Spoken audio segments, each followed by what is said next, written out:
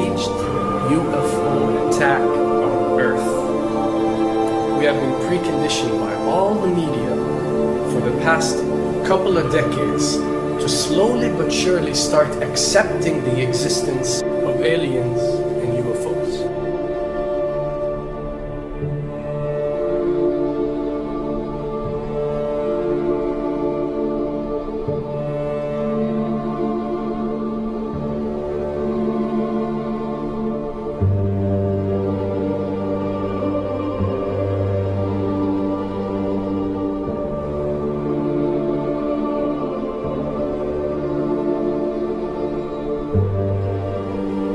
I can tell you right now that 99% of every UFO sighting that has ever taken place has actually not been an unidentified flying object, because this has always been military technologies.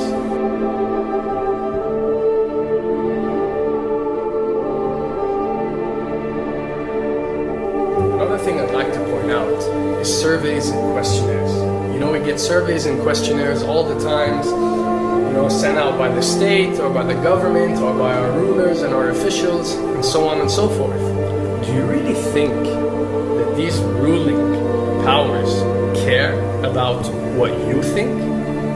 Do you really think that they're waiting to ask you and receive your answer before making a decision? What happens with these questionnaires is that they are released. For example, what country do you think the US should attack next? And if it yields back results like 70% of the US population believe Iran is the next country that should be attacked, this is actually a study conducted for the effectiveness of the media propaganda that they are using. So when they get such results, they look at it and they be like, all right, amazing. Our media propaganda is working. We are purposely trying to manipulate people to think that Iran should be the next one, and check out the survey results. We're doing a great job in propaganda. That's what it's all about. And if the results come back and they aren't up to par, so let's say 20% want war with Iran and 80% want actual peace, they say, okay, so now we have to go and rework our media propaganda and make it more effective so these percentages change. Why am I saying this? Because of the UFO phenomenon. Since the 60s, the amount of people who believe in extraterrestrials have skyrocketed, and it's only increasing day by day in our modern world. This only confirms the success and the plans that are taking place to first manipulate you to believe in UFOs, and second, to conduct a UFO attack that is going to force the whole world to unite to fight off this enemy and accept the New World Order. A former Canadian government official is warning we may be on the verge of intergalactic war, saying, quote, the Bush administration has finally agreed to let the military build a forward base on the moon, which will put them in a better position to keep track of the comings and goings of visitors from space, and to shoot at them if they so decide. I was introduced to the late Dr. Wernher von Braun in the U.S., the father of rocketry. In my first meeting with him, during that first 3.5 hours, he said to me, Carol, you will stop the weaponization of space, because there is a lie being told to everyone that the weaponization of space is now first being based upon the evil empire, the Russians. There are many enemies, he said, against whom we're going to build this space-based weapon system. The first of whom was the Russians, which was existing at that time. Then there would be terrorists. Then there would be third world countries. Now we call them rogue nations or nations of concern. Then there would be asteroids.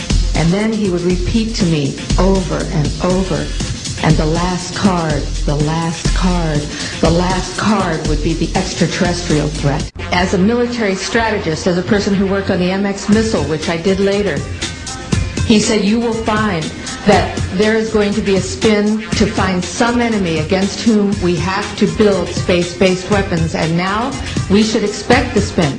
And that's the formula, except that it's all based on a lie. A supersonic saucer. Called the Silver Bug, it was truly revolutionary.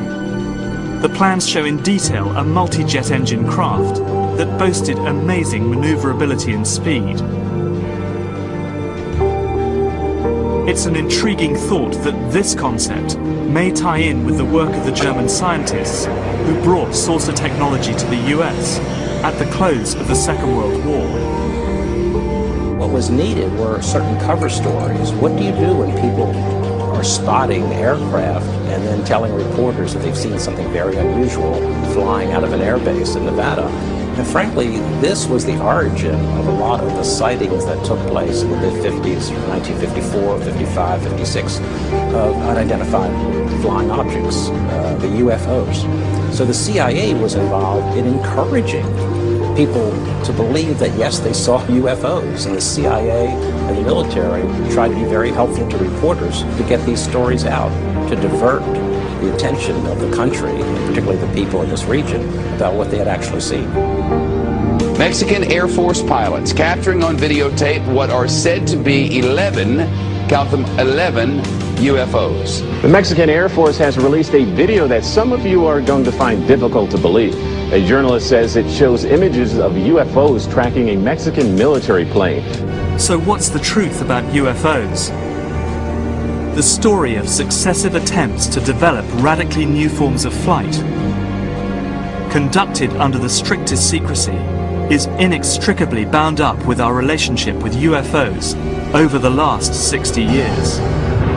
Whether it's Allied pilots buzzed by strange balls of fire in 1942, or the Roswell incident 5 years later, there is a strong case to be made that secret military technology offers a convincing explanation for many UFO stories.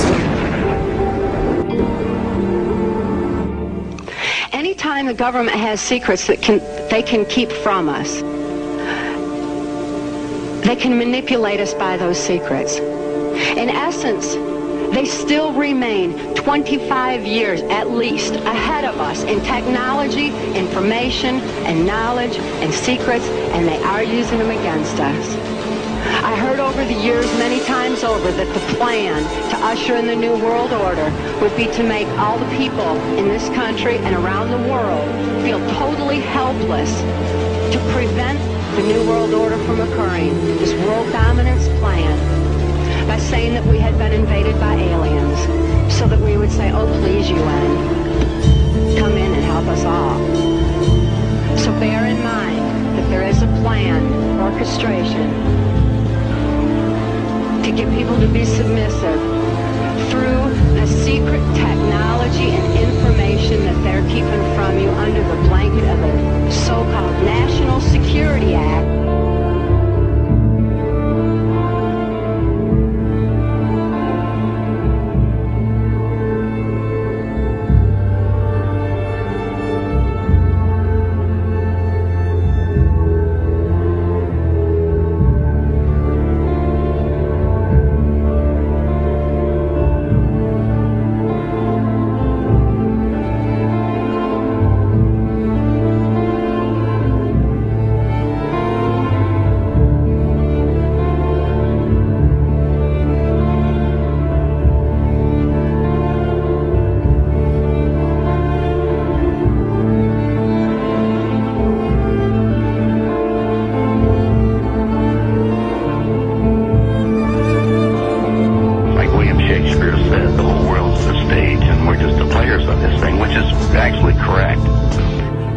Perhaps we need some outside universal threat to make us recognize this common bound. I occasionally think how quickly our differences worldwide would vanish if we were facing an alien threat from outside this world.